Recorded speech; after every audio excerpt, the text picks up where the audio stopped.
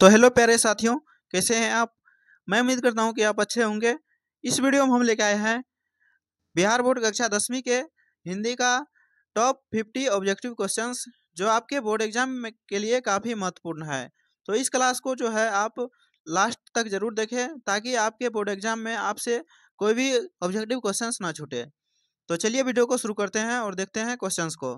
तो पहला क्वेश्चन है, श्रम विभाजन और जाति प्रथा के लेखक कौन है। तो यहाँ पर ऑप्शन में दिया गया है महात्मा गांधी, भीमराव अम्बेडकर, राम मनोहर लोहिया, जवाहरलाल नेहरू। तो इसका जो सही आंसर हो जाएगा आपका ये हो जाएगा डॉक्टर भीमराव अम्बेडकर। आपका जो है ऑप्शन नंबर बी में दिया गया है भीमराव अम्बेडकर, इसे आप याद रख सकते हैं। श्रम विभाजन और जाति प्रथा के लेखक है भीमराव अम्बेडकर, आप इसे याद रखना है। अगला क्वेश्चन है, श्रम विभाजन और जाति प्रथा शीर्षक पाठ की विधिया है। तो कौन सी विधिया है। तो ऑप्शन में दिया गया है निबंध, कहानी, रेखाचित्र, डायरी। तो कौन सी विधिया है। तो इसका सही आंसर हो जाएगा आपका निबंध। निबंध आपका ऑप्शन नंबर ए में दिया गया है, आप इसे याद रख सकते हैं, निबंध होगा। तो आप जो है श्रम विभाजन और जाति प्रथा जो है ये पाठ की कौन सी विधिया है। तो ये निबंध है, तो आप इसे निबंध याद रख सकते हैं। अगला क्वेश्चन है, मानव मुक्ति के पुरोधा किसे कहा गया है। तो मानव मुक्ति के पुरोधा किसे कहा गया है। तो ऑप्शन में दिया गया है नलिन विलोचन शर्मा, यतीन्द्र मिश्र, भीमराव अम्बेडकर, उमरकांत। तो इस किसको कहा गया है। तो इसका सही आंसर जो होगा आपका ये हो जाएगा भीमराव अम्बेडकर को। तो आपका ऑप्शन नंबर सी जो है ये सही आंसर हो जाएगा, आप इसे याद रख सकते हैं। मानव मुक्ति के पुरोधा किसे कहा गया। तो भीमराव अम्बेडकर को कहा गया है। अगला क्वेश्चन है, जाति प्रथा स्वाभाविक विभाजन नहीं है, क्यों। तो यहाँ पर जो है ऑप्शन में दिया गया है भेदभाव के कारण, शोषण के कारण, गरीबी के कारण, रुचि पर आधारित नहीं होने के कारण। तो किस कारण से है। तो यहाँ पर जो है आपका सही आंसर हो जाएगा रुचि पर आधारित नहीं होने के कारण। आपका जो है ऑप्शन नंबर डी ये सही आंसर हो जाएगा। आपको ऑप्शन नंबर डी इसे याद रखना है। अगला क्वेश्चन है, बाबा साहेब अम्बेडकर का जन्म किस राज्य में हुआ था। तो ऑप्शन में दिया गया है मध्य प्रदेश, बिहार, उत्तर प्रदेश, बंगाल। तो कहाँ हुआ था। तो इसका जो सही आंसर हो जाएगा आपका ये हो जाएगा मध्य प्रदेश। मध्य प्रदेश जो है ऑप्शन नंबर ए में दिया गया है आपको, ऑप्शन नंबर ए इसे याद रखना है। आपका भीमराव अम्बेडकर जी का जो जन्म हुआ था ये हुआ था मध्य प्रदेश में, तो आप इसे याद रखेंगे। अगला क्वेश्चन है, विष के दांत पाठ के लेखक कौन है। तो ऑप्शन में दिया गया है अमरकांत, विनोद कुमार शुक्ल, नलिन विलोचन शर्मा, यतीन्द्र मिश्र। तो यहाँ पर जो इसका सही आंसर हो जाएगा आपका ये हो जाएगा नलिन विलोचन शर्मा। आपका जो है ऑप्शन नंबर सी दिया गया है नलिन विलोचन शर्मा, आप इसे याद रख सकते हैं। विष के दांत लेखक पाठ जो है के जो लेखक हैं यह है नलिन विलोचन शर्मा। अगला है, नलिन विलोचन शर्मा का जन्म कब हुआ था। तो ऑप्शन में दिया गया है 18 फरवरी 1916, 20 फरवरी 1920 और 30 फरवरी 1930। तो इसका जो सही आंसर हो जाएगा आपका ये हो जाएगा 7 का 18 फरवरी 1916 ईस्वी। तो आपको जो है ऑप्शन नंबर ए इसे याद रखना है। 18 फरवरी 1916 ईस्वी को जो है नलिन विजय शर्मा का जन्म हुआ था, तो आपको ऑप्शन नंबर ए जो है इसे याद रखना है। अगला क्वेश्चन है, नलिन विलोचन शर्मा के पिता का नाम क्या है। तो यहाँ पर ऑप्शन में दिया गया है राम अवतार शर्मा, रामजी शर्मा, रामू शर्मा, मोहन शर्मा। तो यहाँ पर जो आपका सही आंसर हो जाएगा ये हो जाएगा रामावतार शर्मा। आपका ऑप्शन नंबर ए इसको याद रख सकते हैं, रामावतार शर्मा। नलिन विलोचन शर्मा के जो पिता थे वो इसका नाम था राम अवतार शर्मा। अगला क्वेश्चन को देखते हैं। अगला क्वेश्चन है हमारा, नलिन विलोचन शर्मा की माता का नाम क्या है। तो ऑप्शन में दिया गया है रत्नावती शर्मा, कलावती शर्मा, रानी शर्मा, अनु शर्मा। तो यहाँ पर जो है आपका सही आंसर हो जाएगा 9 का Ratnavati Sharma. Option number A में दिया गया है रत्नावती शर्मा। आपको जो है ऑप्शन नंबर ए इसको याद रखना है। अगला क्वेश्चन है, दृष्टिकोण किसने लिखा है। तो यहाँ पर है ऑप्शन में दिया गया है अमरकांत, विनोद कुमार शुक्ल, नलिन विलोचन शर्मा, यतीन्द्र मिश्र। तो किसने लिखा था। तो यहाँ पर जो है आपका सही आंसर हो जाएगा इसका हो जाएगा नलिन विलोचन शर्मा। आपका ऑप्शन नंबर सी जो है इसे ये होगा आपका करेक्ट आंसर। दृष्टिकोण किसने लिखा है। तो नलिन विलोचन शर्मा जी ने लिखा है। अगला क्वेश्चन है, मापदंड किसने लिखा है। तो ऑप्शन में दिया गया है अमरकांत, विनोद कुमार शुक्ल, नलिन विलोचन शर्मा, यतीन्द्र मिश्र। तो आपका जो है इसका सही आंसर हो जाएगा मापदंड किसने लिखा तो इसका सही आंसर हो जाएगा नलिन विलोचन शर्मा। आपका जो है ऑप्शन नंबर सी में दिया गया है नलिन विलोचन शर्मा, आप इसे याद रख सकते हैं। मापदंड किसने लिखा, तो नलिन विलोचन शर्मा। अगला क्वेश्चन है भारत से हम क्या सीखे, लेखक कौन है, तो यहाँ पर ऑप्शन में दिया गया है अमरकांत, भवानी भवानी शंकर त्रिवेदी, रामविलास शर्मा, मैक्स मुलर। तो किसने लिखा है, तो इसका हो जाएगा सही answer Max Muller. Option number D जो है आपका सही आंसर हो जाएगा, इसे आप याद रख सकते हैं। अगला क्वेश्चन है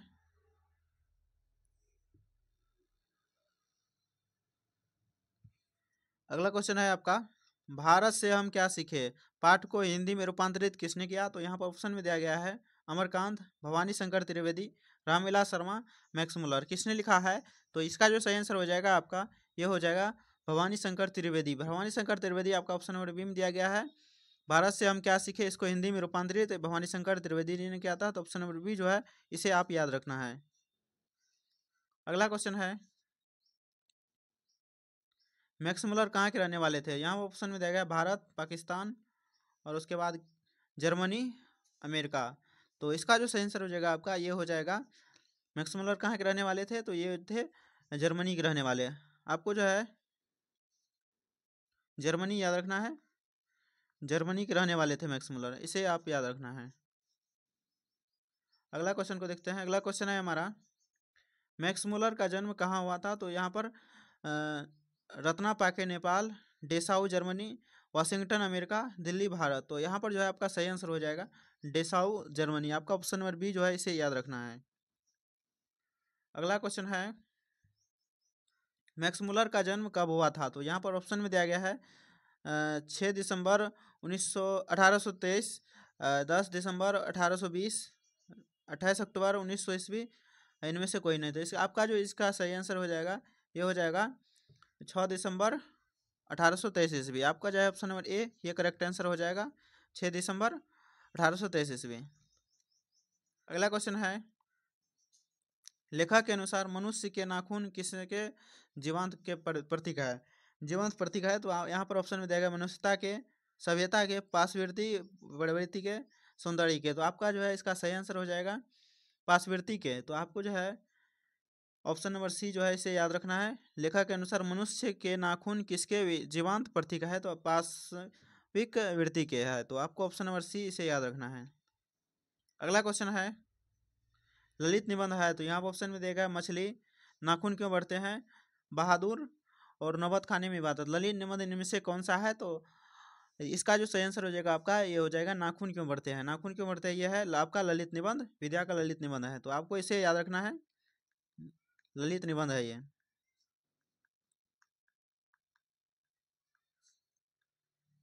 अगला क्वेश्चन है हजारी प्रसाद द्विवेदी द्वारा रचित पाठ है, तो यहाँ पर ऑप्शन में दिया गया कौन सा पाठ है, नाखून क्यों बढ़ते हैं, बहादुर, अभिनयो, मछली। तो हजारी प्रसाद द्विवेदी के द्वारा रचित पाठ कौन सा है, तो यहाँ पर जो है आपका सही आंसर हो जाएगा 19 का ये हो जाएगा नाखून क्यों बढ़ते हैं। नाखून क्यों बढ़ते हैं आपका ऑप्शन नंबर ए जो है ये है हजारी प्रसाद द्विवेदी के द्वारा लिखा हुआ। अगला क्वेश्चन है नाखून प्रतीक है, तो यहाँ पर ऑप्शन में दिया गया है पाशविक वृत्ति का, मानवता का, प्रेम का, पोषण का। तो यहाँ पर जो है आपका सही आंसर ये हो जाएगा पाशविक वृत्ति का। आपका ऑप्शन नंबर ए जो है ये करेक्ट आंसर है। अगला क्वेश्चन है दधीची की हड्डी से क्या बना था, तो यहाँ पर ऑप्शन में दिया गया इंद्र का वज्र और धनुष, त्रिशूल, तलवार। तो कौन क्या चीज़ बना था, तो इसका जो सही आंसर हो जाएगा आपका ये हो जाएगा इंद्र का वज्र। आपका ऑप्शन नंबर ए जो है यही करेक्ट आंसर होगा, इंद्र का वज्र बना था दधीची के हड्डी से। दधीची मुनि थे उसके हड्डी से जो है इंद्र का ब्रज बना था, ब्रज। अगला क्वेश्चन है उत्तर भारत से नागरी लिपि के लेख कब से मिलने लगते हैं, तो यहाँ पर ऑप्शन में दिया गया है 8वीं सदी, 6ठी सदी, 9वीं सदी, 4थी सदी। तो यहाँ पर जो है आपका सही आंसर ये हो जाएगा 8वीं सदी से। तो आपका जो है 8वीं सदी ऑप्शन नंबर ए में दिया गया है, इसे आप याद रख सकते हैं। अगला क्वेश्चन है नागरी लिपि के आरंभिक लेख हमें कहाँ से मिलते हैं, तो मिले हैं। तो यहाँ पर जो है ऑप्शन में दिया गया है पूर्वी भारत, पश्चिमी भारत, दक्षिणी भारत, उत्तर भारत। तो कहाँ से मिले हैं, तो यहाँ पर जो हो जाएगा आपका सही आंसर दक्षिणी भारत से। तो आपका ऑप्शन नंबर सी जो है ये सही आंसर हो जाएगा। अगला क्वेश्चन है वेतमा दान पत्र किस समय का है? तो यहाँ पर ऑप्शन में दिया गया है 1020 ईस्वी, 1021, 1022, 1023। तो वेतमा दान पत्र जो है किस समय का है? तो यहाँ पर जो है आपका सही आंसर हो जाएगा 1020 ईस्वी का। 1020 ईस्वी में जो है ये वेतमा दान पत्र इस समय का बना हुआ है। तो आपको ऑप्शन नंबर जो है ए इसे याद रखना है। अगला क्वेश्चन है सरहप्पा की कीर्ति है। तो यहाँ पर ऑप्शन में दिया गया है देहाकोश, पृथ्वीराज रासो, मृच्छकटिकम, मेघदूतम। तो यहाँ पर जो है आपका सही आंसर ये हो जाएगा देहात कोश। आपका जो है देहाकोश, ये इसको याद रखना है। ऑप्शन नंबर ए जो है ये करेक्ट आंसर है आपका। अगला क्वेश्चन है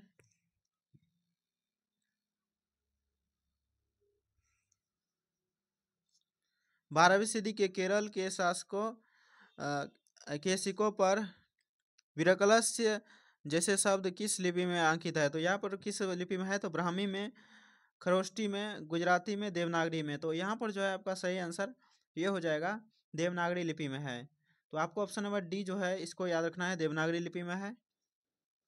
अगला क्वेश्चन है बहादुर पर कितने रुपये की चोरी का इल्जाम था? तो यहाँ पर ऑप्शन में दिया गया है 10 रुपये का, 11 रुपये का, 12 रुपये का, 13 रुपये का। कितने रुपये का था? तो इसका जो सही आंसर आपका हो जाएगा ये हो जाएगा 11 रुपये का कर्ज। 11 रुपये का जो है इसका इल्जाम लगा था इसके ऊपर, बहादुर के ऊपर। इतना चुरा लिया था ऐसा बोला जाता था। अगला क्वेश्चन है बहादुर लेखक के घर से अचानक क्यों चला गया या भाग गया? तो यहाँ पर है किस कारण से भागा?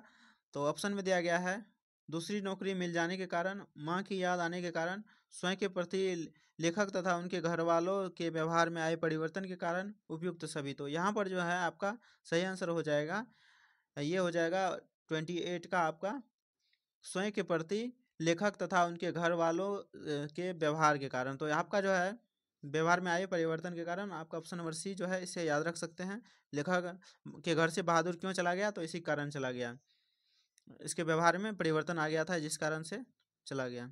अगला क्वेश्चन है लेखक के रिश्तेदार ने बहादुर पर क्या आरोप लगाए? तो यहाँ पर जो है पैसे चुराने का, गहने चुराने का, अंगूठी चुराने का, मोती चुराने का। तो आपका जो है ऑप्शन ये सही हो जाएगा पैसे चुराने का। आपका ऑप्शन नंबर ए जो है ये करेक्ट आंसर हो जाएगा। अगला क्वेश्चन है कहानी है। तो यहाँ पर कौन सा कहानी है? इसमें नाखून क्यों बढ़ते हैं, बहादुर, नौबत खाने में इबादत, परंपरा का मूल्यांकन, इनमें से कौन सा है जो कहानी है? तो यहाँ पर जो है आपका सही आंसर ये हो जाएगा बहादुर। बहादुर जो है एक कहानी है विद्या का। तो आपको ऑप्शन नंबर बी जो है इसे याद रखना है। अगला क्वेश्चन है बहादुर कहाँ का रहने वाला था? तो यहाँ पर ऑप्शन में दिया गया है बिहार का, उत्तर प्रदेश का, नेपाल का, भूटान का। तो ये जो थे रहने वाले थे नेपाल के रहने वाले थे। आपको ऑप्शन नंबर सी जो है इसे याद रखना है। अगला क्वेश्चन है जातीय अस्मिता की दृष्टि से इतिहास का प्रवाह कैसा है? तो विच्छिन्न, अविच्छिन्न, विच्छिन्न और अविच्छिन्न, इनमें से कोई नहीं। तो आपका जो है इसका सही आंसर ये हो जाएगा विच्छिन्न और अविच्छिन्न। आपका ऑप्शन नंबर सी जो है इसे याद रख सकते हैं। अगला क्वेश्चन है साहित्य का पूर्ण ज्ञान किस व्यवस्था में संभव है? तो यहाँ पर है सामंतवादी व्यवस्था, पूंजीवादी व्यवस्था, समाजवादी व्यवस्था, उपयुक्त सभी। तो आपका जो है यहाँ पर समाजवादी व्यवस्था जो है यहाँ पर ये सही हो जाएगा। ऑप्शन नंबर सी जो है समाजवादी व्यवस्था ये है। साहित्य का पूर्ण ज्ञान किस व्यवस्था में संभव है? तो आपको समाजवादी व्यवस्था में जो है हो सकता है। अगला क्वेश्चन है साहित्य के निर्माण में प्रतिभाशाली मनुष्य की भूमिका है। तो यहाँ पर नग्न, निर्णायक, नकारात्मक, इनमें से कोई नहीं। तो आपका जो है सही आंसर ये हो जाएगा निर्णायक। तो आपको ऑप्शन नंबर बी जो है इसे याद रख सकते हैं, निर्णायक है। साहित्य के निर्माण में प्रतिभाशाली मनुष्य की भूमिका है जो निर्णायक होती है, इसे आप याद रख सकते हैं। अगला क्वेश्चन को देखते हैं। अगला क्वेश्चन है हमारा जार शाही कहाँ थे? तो यहाँ पर ऑप्शन में दिया गया रूस में, जापान में, फ्रांस में, चीन में। तो कहाँ थे जार शाही यानी कि राजा शाही, तानाशाही कहाँ थे? तो यहाँ पर जो है आपका सही आंसर ये थे, रूस में थे, तो आपका ऑप्शन नंबर ए जो है ये करेक्ट आंसर हो जाएगा। अगला क्वेश्चन है, परंपरा का ज्ञान किसके द्वारा आवश्यक है, किसके लिए आवश्यक है, सॉरी, परंपरा का ज्ञान किसके लिए आवश्यक है? तो यहाँ पर ऑप्शन में दिया गया है, जो लकीर के फकीर है, जो उपयोगी साहित्य की रचना न करे, जो लकीर के फकीर न होकर क्रांतिकारी साहित्य की रचना करे, जो उपयोगी साहित्य की रचना करे। तो यहाँ पर जो है आपका सही आंसर ये हो जाएगा, जो लकीर के फकीर न हो। तो आपका जो है ऑप्शन नंबर न करे, ऑप्शन नंबर बी जो है करेक्ट आंसर हो जाएगा।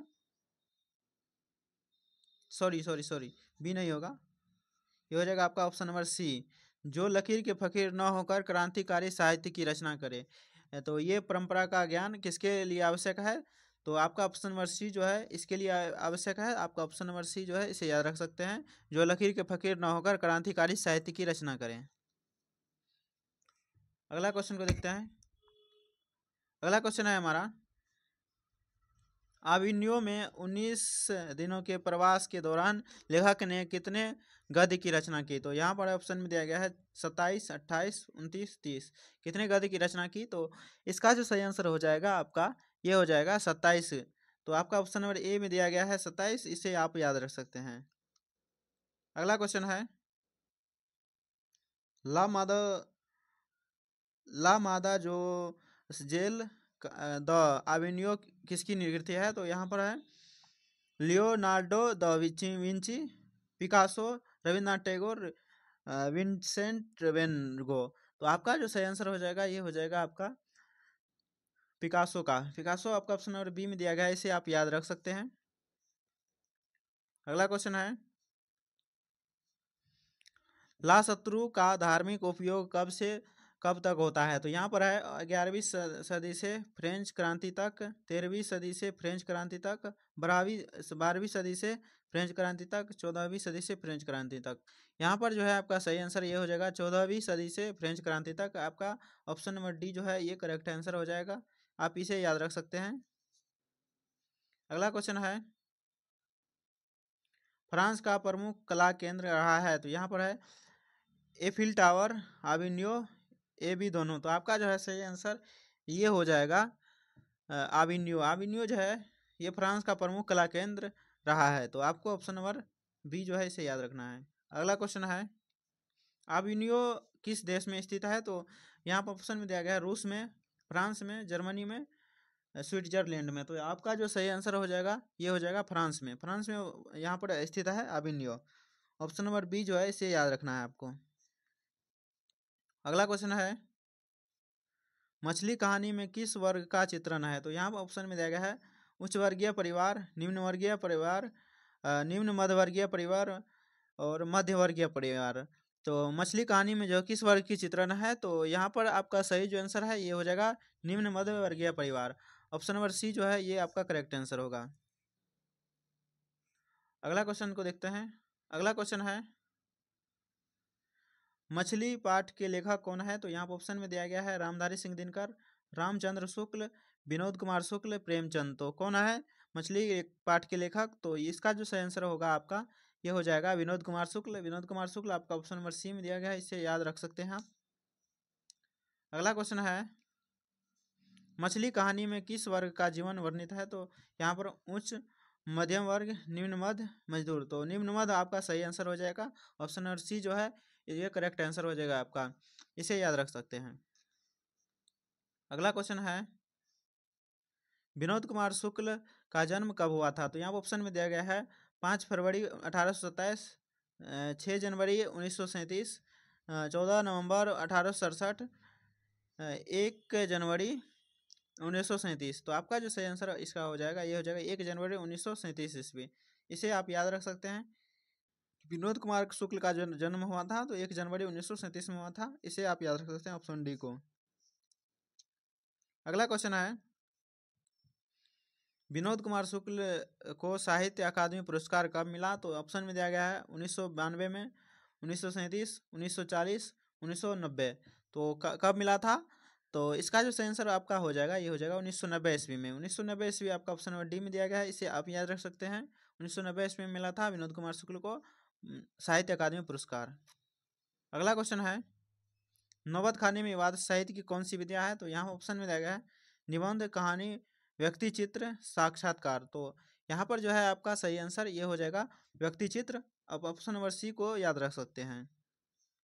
अगला क्वेश्चन है बिस्मिल्लाह खां के साथ किस मुस्लिम पर्व का नाम जुड़ा हुआ है? तो यहाँ पर ऑप्शन में दिया गया है ईद का, बकरीद, शबे बारात, मुहर्रम। तो यहाँ पर जो है आपका सही आंसर ये हो जाएगा आपका Muharram. Muharram option number D में दिया गया है, इसे आप याद रख सकते हैं। बिस्मिल्लाह खां के साथ किस मुस्लिम पर्व का जो है नाम जुड़ा हुआ है? तो मुहर्रम का जुड़ा हुआ है। अगला क्वेश्चन को देखते हैं। अगला क्वेश्चन है नौबत खाने में इबादत पाठ के लेखक कौन है? तो यहाँ पर ऑप्शन में दिया गया है विनोद कुमार शुक्ल, यतीन्द्र मिश्र, अशोक वाजपेयी, अमरकांत। तो यहाँ पर आपका सही आंसर हो जाएगा यतीन्द्र मिश्र। इसे आप याद रख सकते हैं यतीन्द्र मिश्र को। ऑप्शन नंबर बी में दिया गया है आपका यतीन्द्र मिश्र। अगला क्वेश्चन को देखते हैं। अगला क्वेश्चन है बिस्मिल्लाह खां का जन्म कहाँ हुआ था? तो ऑप्शन में दिया गया है काशी में, दिल्ली में, डुमरांव में, पटना में। तो इसका जो सही आंसर हो जाएगा आपका ये हो जाएगा डुमरांव में। डुमरांव में हुआ था बिस्मिल्लाह खां का जन्म। तो आपको ऑप्शन नंबर सी जो है इसे याद रखना है। अगला क्वेश्चन को देखते हैं। अगला क्वेश्चन है हमारा यतीन्द्र मिश्र का जन्म कब हुआ था? तो ऑप्शन में दिया गया है 1977 ईस्वी, 1897 में, 1818 में, 1819 में। तो 1919 में, तो सॉरी 1918 में और 1919 में। तो आपका जो सही आंसर हो जाएगा ये हो जाएगा 1977 ईस्वी में। 1977 ईस्वी में जो है बिस्मिल्लाह खां का जन्म हुआ था। आप इसे याद रख सकते हैं। अगला क्वेश्चन है आध्यात्मिक शिक्षा से गांधी जी का क्या अभिप्राय है? तो यहाँ पर ऑप्शन में दिया गया है पुस्तक की शिक्षा, यंत्रों की शिक्षा, बुद्धि की शिक्षा, हृदय की शिक्षा। आध्यात्मिक शिक्षा से गांधी जी का क्या अभिप्राय है? तो यहाँ पर जो है आपका सही आंसर ये हो जाएगा हृदय की शिक्षा। आपको ऑप्शन नंबर डी जो है इसे याद रखना है, हृदय की शिक्षा। तो ऑप्शन नंबर डी को जो है आप याद रख सकते हैं। अगला क्वेश्चन है गांधी जी का दक्षिण अफ्रीका प्रवास कब से कब तक था? तो ऑप्शन में दिया गया है 1893 से 1914 ईस्वी तक, 1992 से 1913 ईस्वी तक, 1894 से 1914 तक, 1893 से 1913 तक। तो यहाँ पर जो है आपका सही आंसर ये हो जाएगा 1893 से 1914 तक। आपका ऑप्शन नंबर ए जो है ये करेक्ट आंसर हो जाएगा। इसे आप याद रख सकते हैं। गांधी जी का दक्षिणी अफ्रीका का प्रवास कब से कब तक था? तो 1893 ईस्वी से 1914 ईस्वी तक। अगला क्वेश्चन को देखते हैं। नेक्स्ट क्वेश्चन है हमारा महात्मा गांधी के अनुसार उत्तम व बढ़िया शिक्षा क्या है? तो यहाँ पर है आध्यात्मिक शिक्षा, यांत्रिक शिक्षा, अहिंसक प्रतिरोध और साक्षरता। तो कौन सा शिक्षा है? तो इसका सही आंसर हो जाएगा आपका अहिंसक प्रतिरोध। आपका ऑप्शन नंबर सी जो है ये आपका सही आंसर हो जाएगा। महात्मा गांधी जी के अनुसार उत्तम व बढ़िया शिक्षा कौन सा है? तो अहिंसक प्रतिरोध शिक्षा। अगला क्वेश्चन को देखते हैं। अगला क्वेश्चन है शिक्षा और संस्कृति पाठ के लेखक कौन है? तो यहाँ पर ऑप्शन में दिया गया है रविन्द्रनाथ ठाकुर, भीमराव अम्बेडकर, मैक्स मुलर और उसके बाद जो है आपका ऑप्शन में महात्मा गांधी। तो इसका जो सही आंसर हो जाएगा आपका ये हो जाएगा महात्मा गांधी। महात्मा गांधी आपका जो है यही हो जाएगा इसका सही आंसर। इसे आप याद रख सकते हैं। अगला क्वेश्चन है गांधी जी को महात्मा की उपाधि किसने दी? तो यहाँ पर ऑप्शन में दिया गया है भीमराव अम्बेडकर, रविन्द्रनाथ ठाकुर, हजारी प्रसाद द्विवेदी, जवाहरलाल नेहरू। तो किसने दिया था? तो इसका जो सही आंसर हो जाएगा आपका ये हो जाएगा रविन्द्रनाथ ठाकुर।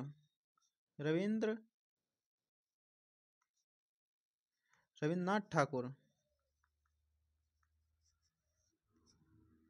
ये हो जाएगा आपका सही आंसर। तो मैं आशा करता हूँ कि यह वीडियो आपको पसंद आया होगा। यहाँ से हमारा क्वेश्चन होता है खत्म। इस क्वेश्चन को यदि आप कर लेते हैं तो आपको जो है काफ़ी ज़्यादा क्वेश्चन बन जाएगा आपके बोर्ड एग्जाम में। तो मैं